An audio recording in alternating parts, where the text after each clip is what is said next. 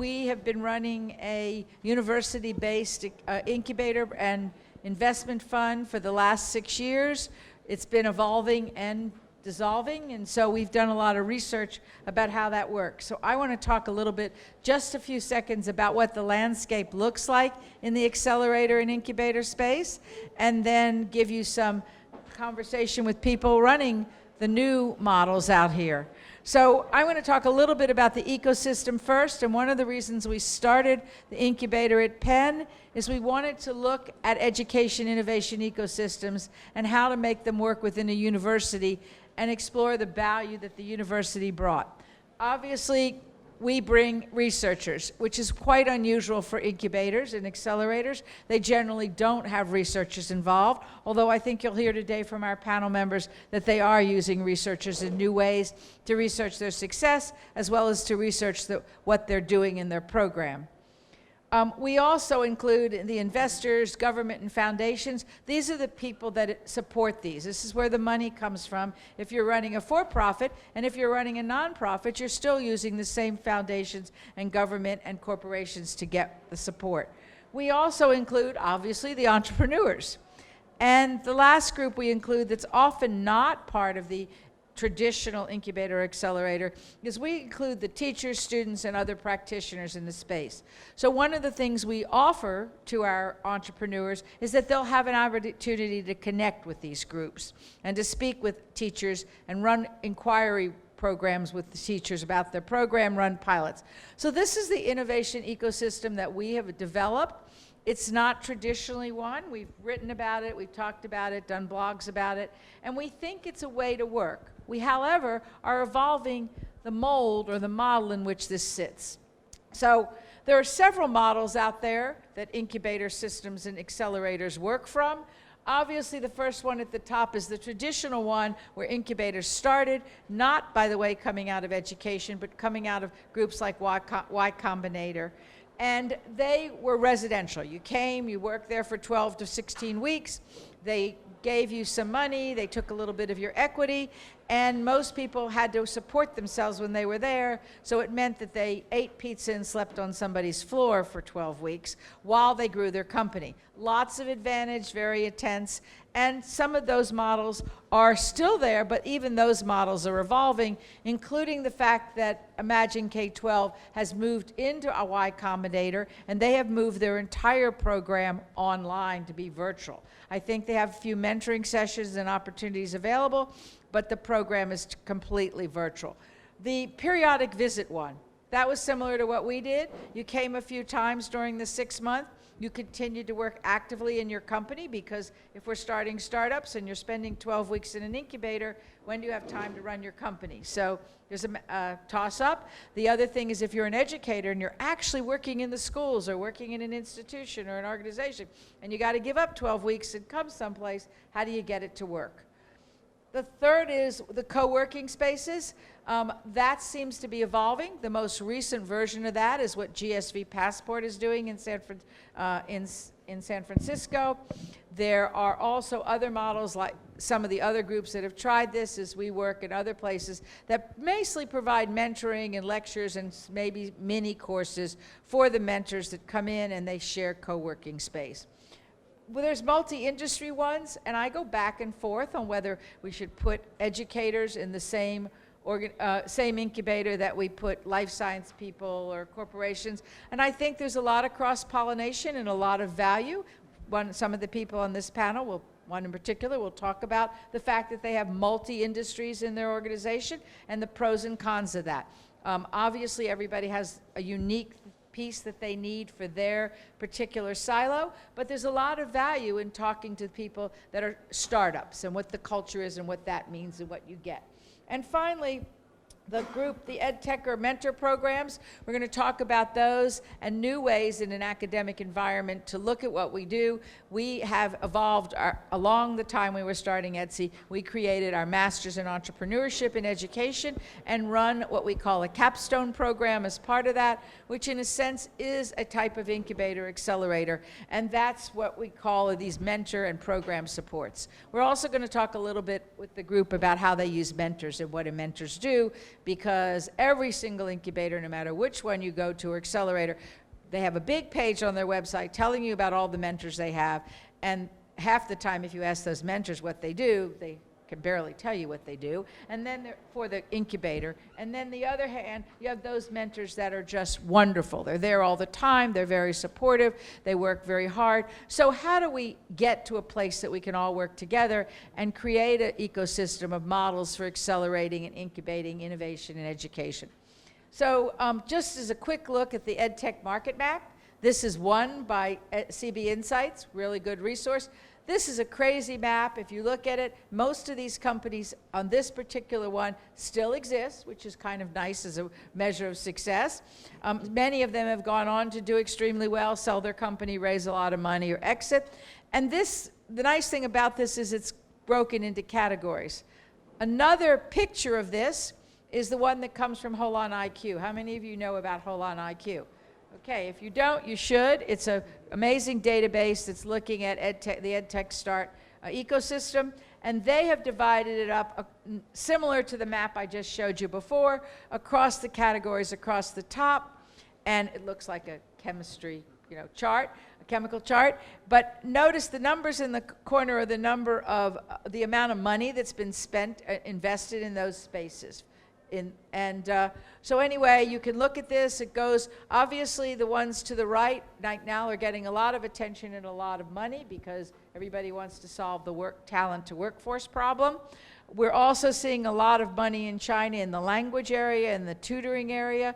So they're big funders in the Chinese money. But this is a really nice picture that Holon IQ has done. You can go to their site and you can dig deeper into these different boxes on their database.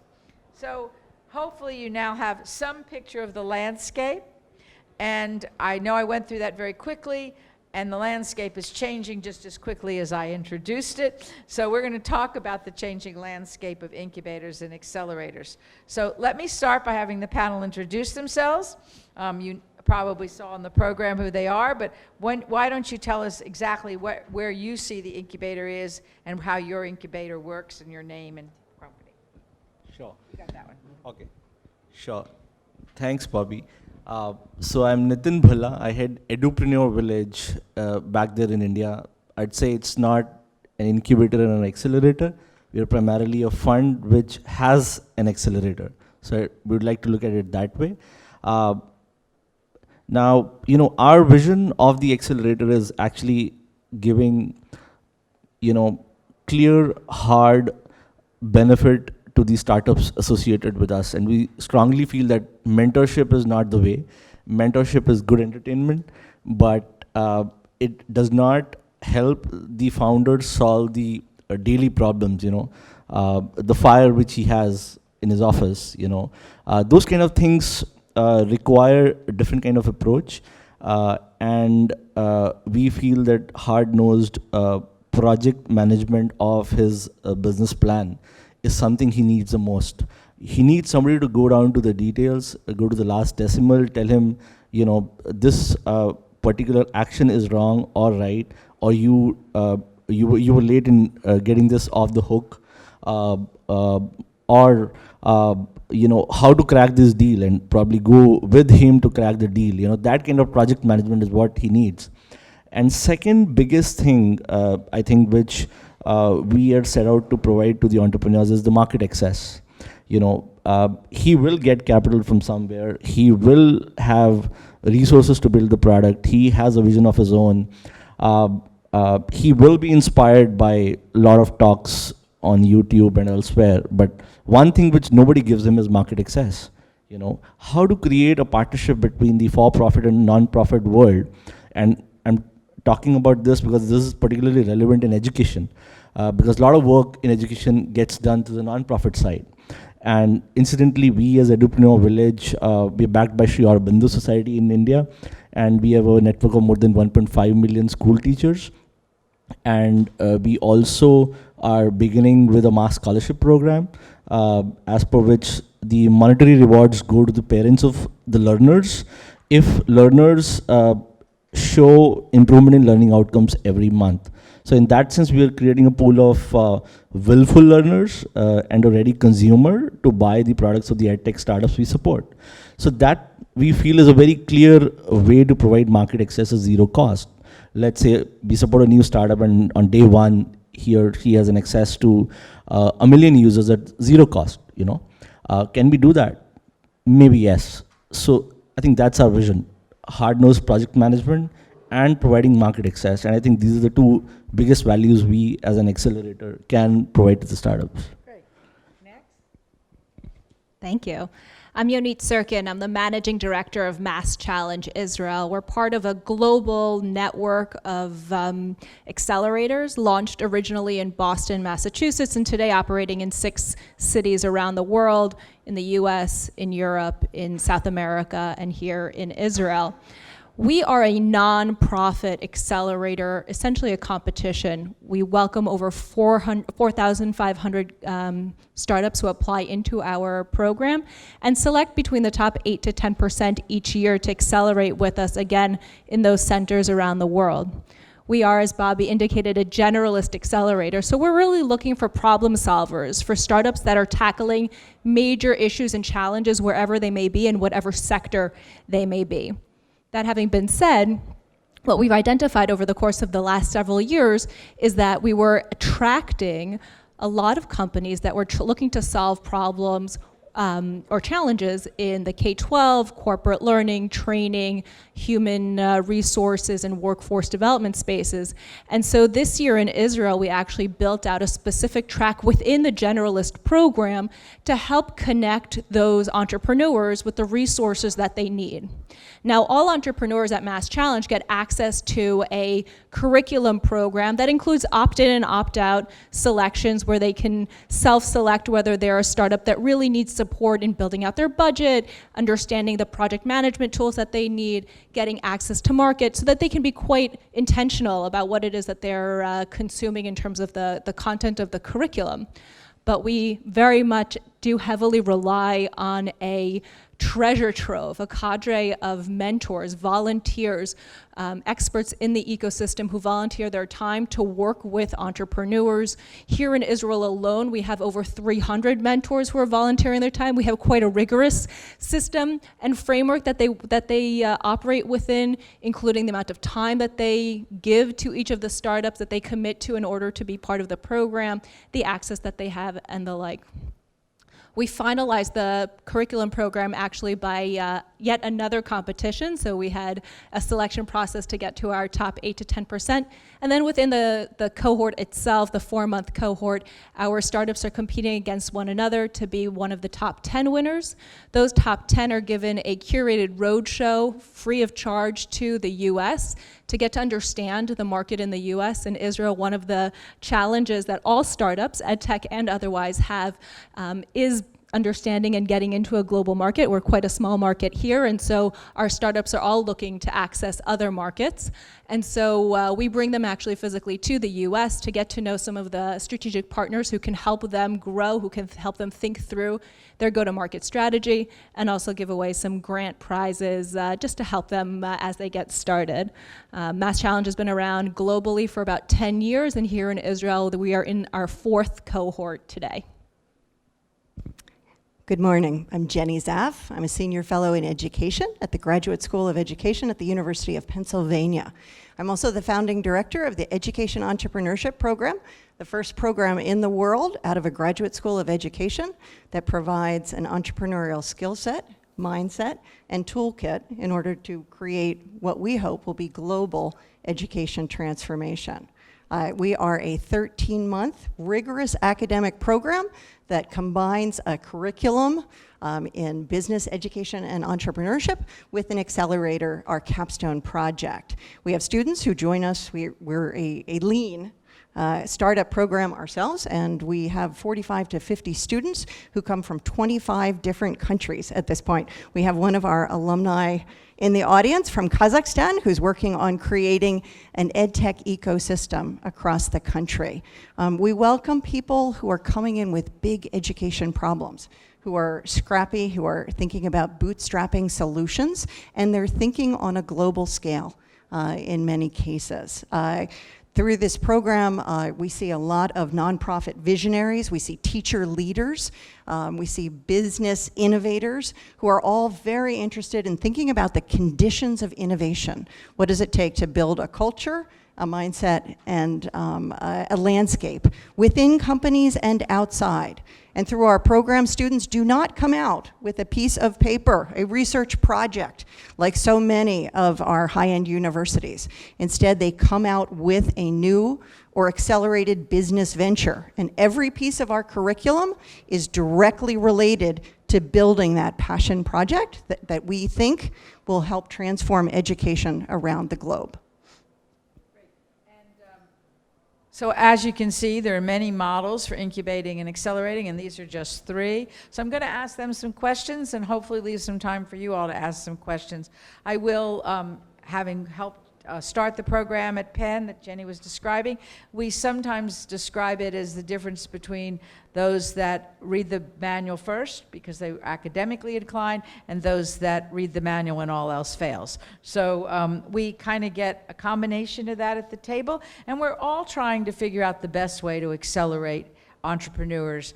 And one of the questions I have to start the panel off with is, do you think entrepreneurs can be made, or can they be made better? And is accelerators and incubators the way to do it? Now that we're all committed to that, I'm asking you, should we be? Is that the model? Whatever model you use. Yeah, so,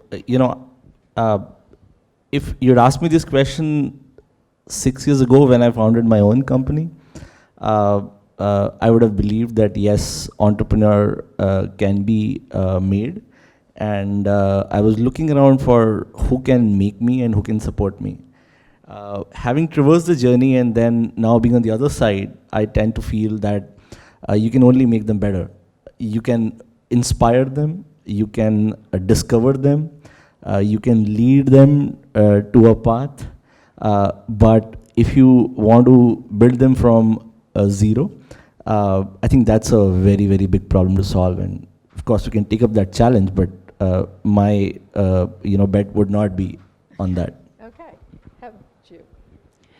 I hate when we agree, but I think that in the last 10 years since I moved back to Israel, I've met, I don't know, probably north of 6,000 entrepreneurs and companies.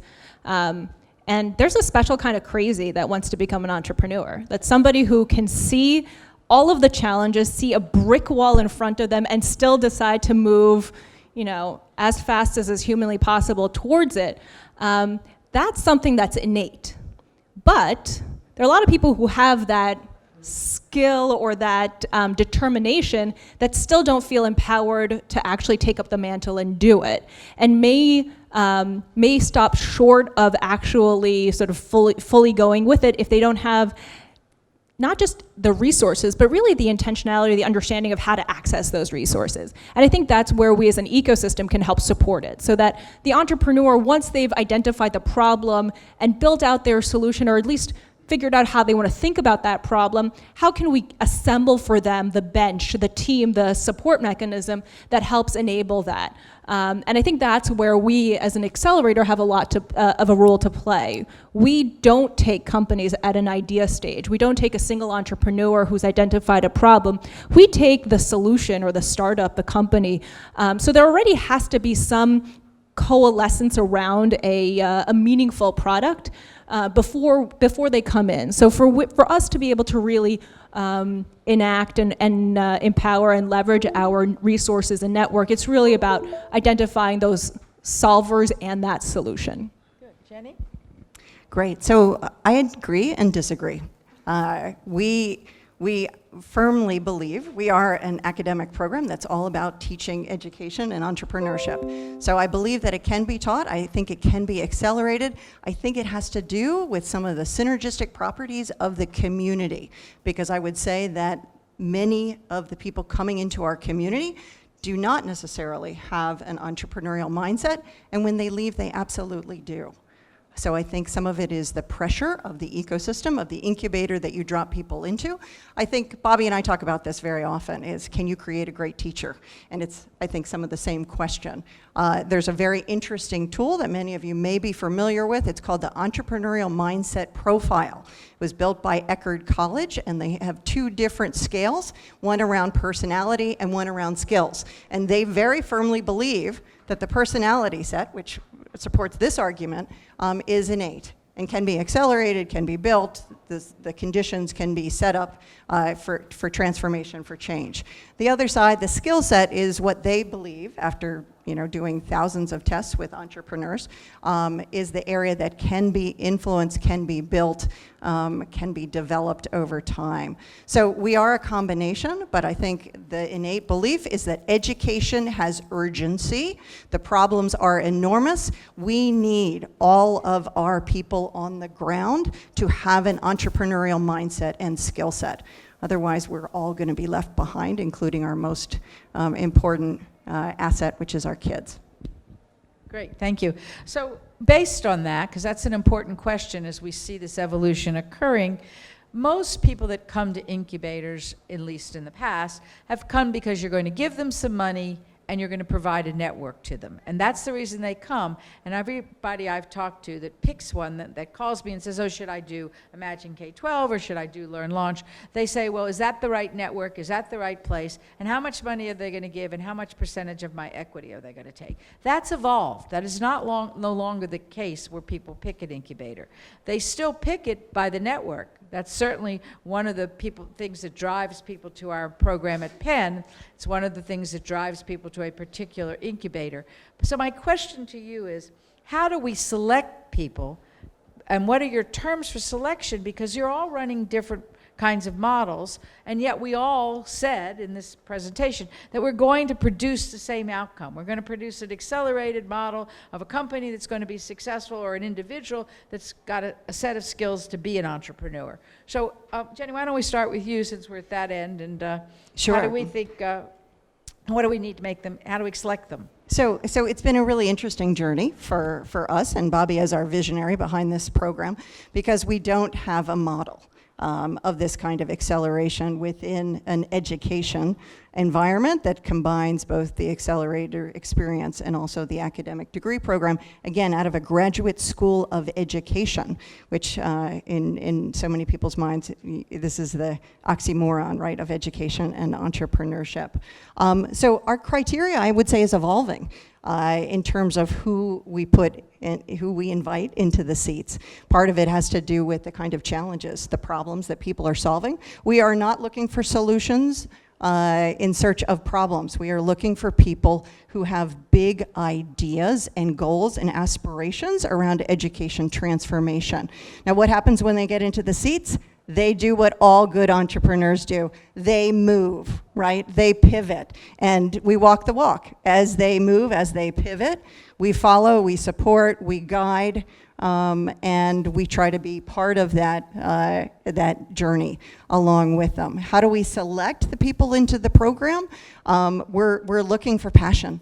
I think we're looking for heart, we're looking for mindset, and we're looking for those people who see that wall and are thinking about how to get around it. They don't necessarily have the tools, and they're not sure what the wall looks like in most cases, or even if that is the right wall. So again, our criteria is changing, and we look at every community of hundreds and hundreds of students who apply somewhat differently in terms of the profile and the chemistry of the community that gets invited in to join us.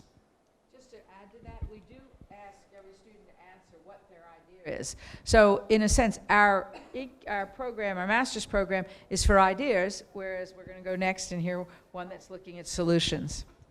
Yeah, and let me mention one more thing. Our program is designed for working professionals. It's an executive format program with the explicit idea that you do not leave your job in your home environment, community, wherever that is, so that you can be building your idea as a laboratory back in your home community as well. So that is part of what people are applying to do, is to continue to work on the challenges in their own communities, in their own global environments, while they pursue this academic degree.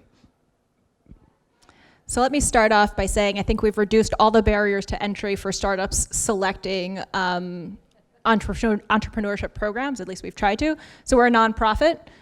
We take zero equity from the companies that we accelerate. We take zero payment from the companies that we accelerate. So this is a free program to all of the entrepreneurs. We're supported by a host of the representatives that Bobby indicated, government, philanthropy, and corporate. But for the startups themselves, we've tried to reduce the barriers to cooperation or to work together as is humanly possible. So essentially what we've done is developed a very robust selection system that takes two parts, really. The first is that we invite, or we do a call for applications truly the world over. To date, we've received applications from over 86 countries. So we truly do get a global representation for each one of the MassChallenge programs, about 4,500 a year, of whom about 400 are going to be accelerated in one of our programs. Each of those startups, in whatever sector they may be solving for, is essentially asked, aside from the sort of traditional questions about the background of the team, who the customer is, how they're looking to solve a problem, what the problem is that they are looking to solve, what's unique about it. They're ultimately asked, what impact do you have, or how do you measure your impact on the world? And so we have some entrepreneurs who measure it in as many dollar signs as is humanly possible to get in there. That's legitimate. And we have others who talk about the lives that they'll save through the drug that they're looking to accelerate, or the students that they'll be able to access and help bring toolkits to in areas that they're right now not accessing them.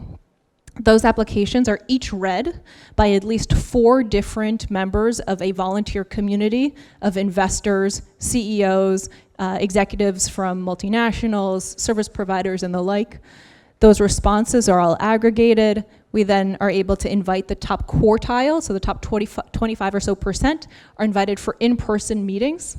They meet then with a local group of experts. So here in Israel, we'll assemble teams of 5 to 9 panelists representing those groups that I just mentioned: government, investors, multinationals, other CEOs, and the like. And with every meeting, we'll receive responses or feedback from each one of the panelists, aggregate that, and ultimately select the top 8 to 10% who are then invited to be part of the accelerator. So we really do rely on the wisdom of our ecosystem and community to help inform us about the companies that are, or the founders that are most likely to be able to actualize their vision and make an impact with their solution. Sure. So, as Edupreneur Village, we got about 1,100 investment applications last year from the Edtech startups across the country. And we happened to select only 50, whereas we could have easily selected 200. All these were actually acceleration worthy. But why did we not? I think the answer comes down to only 3 things for us.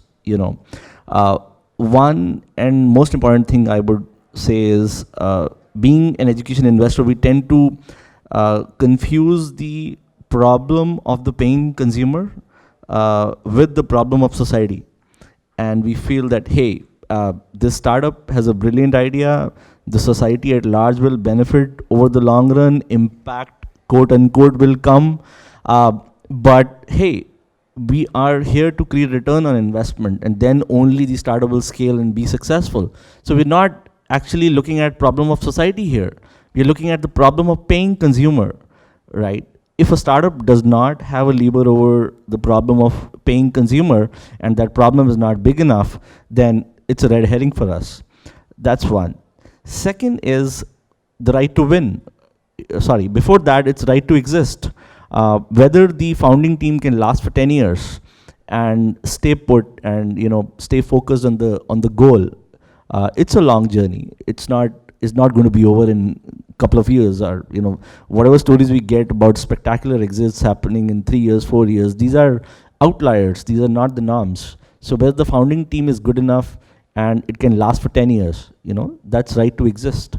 And the third one is right to win. Can the business sustain for 5 years, 6 years, 7 years? And can it still exist and thrive amidst the onslaught from, change in technology, change in consumer preferences, more competitors coming in, existing big companies starting a new business line. Can the moat be created? So these are the three things we generally look at. Okay, so we only have a little bit more time, so I want to ask everybody to think about what you think, as you think 3 years out, 5 years out, what do you think your program, incubator, accelerator will look like? I'm hearing that there's some new evolving models, and I've written about it in my Forbes blog, I've written about it in EdSurge. So I think we're going to see models that have more mentoring and more consulting. We're going to see studio models like the Edupreneur model. We have several of those already evolving in the US, Entangled is an example of one. We're going to see more virtual programs because entrepreneurs are running at light warp speed, and they need to have time to work, and they want to just get on at 2 in the morning when they might need help, just in time kind of learning. So what is the collaboration going to look like? What's the mentoring going to look like? So if you could describe your program, because you all have the control over it, what would it look like in 3 years? Great. So I think one of our early challenges as a relatively newcomer to the stage is to figure out how to network our ecosystems so that we can provide different types of exposure to some of the skills and some of the mindset that we think is so critical for education entrepreneurs, and then they can move out into the ecosystem, grab different, whether it's stackable credentials or go through boot camps or startup experiences or accelerators. So I think that's part of our challenge, is figuring out how to link, not only within countries, but across countries, and link our global work as well. Our other really deep felt commitment is to broaden the profile of education entrepreneurs. So right now, 58% of our edupreneurs are underrepresented people of color. A quarter are coming from lower income background, and we have a majority female in the seats. So another piece that we're very deeply committed to is thinking about who is leading change in which kinds of global education environments and what that transformation is going to look like. We're going to stay small and lean with the idea that we'll hope to have representation in every country across the globe. And again, these really important partnerships and learnings that we can draw from others that are doing the work. One of the things I hope you all will talk about, and we feel strongly about at Penn, is we also want to make sure that we're finding a place for changing the profile of graduate schools of education, because most graduate schools of education are pretty theoretical, and yet people will say, oh, you do research in education, what does that mean? So what does it really mean as we look at learning sciences evolving and we become more scientific about how we think about innovation and entrepreneurship? How do we change the profile of people going into education, not only in what they do in the classroom, but what they do in their companies? So we only have a minute, so why don't we quickly say what yours is going to look like? I have two answers. It's not often that I get to speak on a panel in Israel and be the sort of sole representative of the Israeli ecosystem, so I'm going to actually take this a little bit differently with your permission, which is, as an Israeli player in the ecosystem, one of the core things that we need to do today in Israel, we talk about the startup nation, we talk about the incredible innovation that's coming out of this country, but less than 8% of the population is involved in the ecosystem. That includes those that are working in the large tech companies, that includes entrepreneurs, that includes investors, only 8%. And predominantly that 8% is white, upper middle class, grew up in the center of the country. And that's just not sustainable. Forget the fact that it's not fair and appropriate in a modern society. It's just not sustainable. If we're gonna keep this as the engine of growth for this economy, we have to see new representation, and we have to create access to those tools of innovation in a much broader way. And so that's something that I think is going to be hypercritical for accelerators to play a piece in that, the traditional K-12 educational system, our politicians, our academic communities, et cetera. All of that has an important role. within the sort of global accelerator system, and I'll admit that before I took this job, I had a really long conversation with our founder, John Hawthorne, and I said, I really don't believe in accelerators. I'm not sure I'm the right person to run one. And the reason I said that is because I think that there is such differentiation in what actual entrepreneurs need to hear and need to learn and need to access. What I've learned through getting to know this community is that there are in fact a lot of synergies that happen when you get entrepreneurs who are solving different and diverse problems into one space. There are geographic synergies, there are ideological synergies. There's a lot of interesting conversation that happens to that. That having been said, I think within that context, we're going to see much more access to specificity. So within our ecosystem, specifically in MassChallenge, we see not only the broad early stage accelerator thriving, but also models that allow for some track or some sectoralization that gives the specific resources that a specific type of entrepreneur may need. And the mentorship community is just all the more important. You noted in the beginning that when entrepreneurs are making the decision about which incubator or accelerator to access, they think about money and they think about a network. For us, the money's easy. We're not giving you any, and we're not going to charge you any. But access to network and access to global network is incredibly important. So the way in which an accelerator or incubator can manage those relationships so that they can actually connect the entrepreneur from Bangalore to the right school system in Boston and the buyer who's going to make the decision and the teacher that's going to need to be trained, the entity that can figure out that relationship management is going to win. Great. I'm going to give you only 30 seconds because I've already been told my time is open, but I understand 30 seconds in Israel is okay. Okay. So, in very simple terms, I think we want to tame the beast called network and the beast called access to market and bring down to the brass tacks, that's what it should mean. Just to say that I have a network over 200 organizations means nothing to a startup. It says, give me consumer, give me customer. Can you give me customer at zero cost? Can you give me customer at low cost? That's what it means for the startup, right? So what we envisage to create willful learners through the mass scholarships, which we want to give to students who show improvement in specific learning outcomes. And then we want to pick startups which are working towards improving those learning outcomes, assess them through our scholarship program in collaboration with world's best assessment bodies, and give mass scholarships to the top 1% of the students each month. And again, the cycle starts from zero the next month. And if we do that for every one child who gets the benefit of scholarship, there will be 100 others who compete. And imagine if we have 1 million students going through that each month, and on day one, a startup partners with us and gets an access to all those students. That's how we crack it. That's our vision. I think it's an amazing idea and a model. Thank you all, and I'm sorry we didn't have time for the questions I promised, but they'll be here, and please gather around and ask them questions when you can.